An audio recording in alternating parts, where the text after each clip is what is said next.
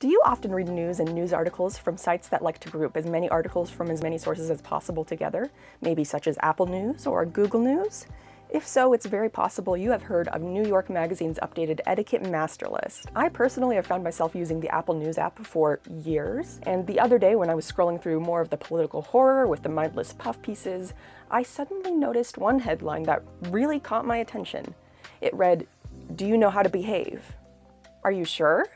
As someone that likes to really overanalyze every single thing I do and then mess it up anyways, I clicked, obviously. At first I was thinking, oh, this might actually have some good advice. It's from the reputable New York Magazine, and it does have some decent stuff that someone might need to get into their head. For example, number 5, don't use friends as foreplay, and number 29, don't ask someone why they're wearing a mask. But then there's actually quite a few others that have me scratching my head. Here's the first one that really gave me pause, starting off strong with number 2. You may callously cancel almost any plans until 2 p.m. If someone is cooking for you, it must be the night before. This rule focuses almost exclusively on meal plans for some reason. I feel like this distinction is too broad. I actually have some current meal plans with my friend OJ right now. It's almost 2 p.m., so why don't I test that out right now?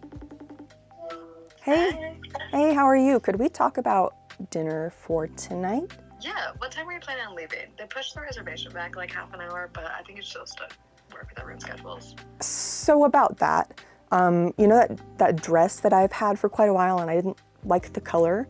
The dye I ordered for it finally arrived today, and I was thinking I would probably do that tonight instead. You want to skip the dinner celebrating the end of my chemo to dye a dress?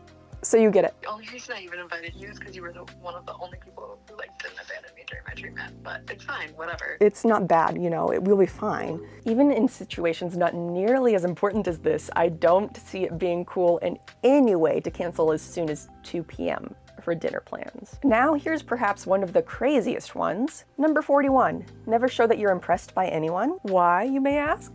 And I quote, developing affection for somebody makes you more human. Being impressed by someone makes you less. If I didn't quite accept this article before, this was definitely the point of no return for me, because this advice just screams made by and for rich people. Does the author of this tip know anything about the real world? Because could you imagine?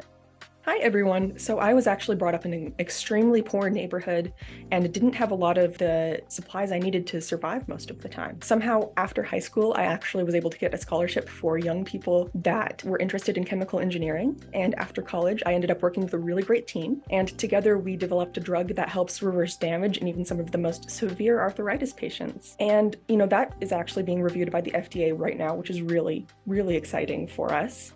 And then on top of that, I actually helped secure funding for a new foundation to help these patients get this medication for free, so it will be no charge for people that really need it. But, you know, enough about me. Does anyone have any questions before we start our lecture? I got an A in chemistry in high school, so. Yeah, no, my parents donate to a bunch of foundations, but before anyone says anything, we're not rich, we're just comfortable. Well, it was honors, so. Here's another gem. When another human is present, don't talk to your animal in the private voice you use alone together. Per New York Magazine. Oh, that's my dog. Hey, good girl. Hi, how are you? You're such a good dog. Is unacceptable. Opt for the formal. This is Tessa. Yes, you are a good dog, I do agree. Pleasured that you are here. I feel like I'm being gaslit by this random article. These are basic social things that I thought I knew.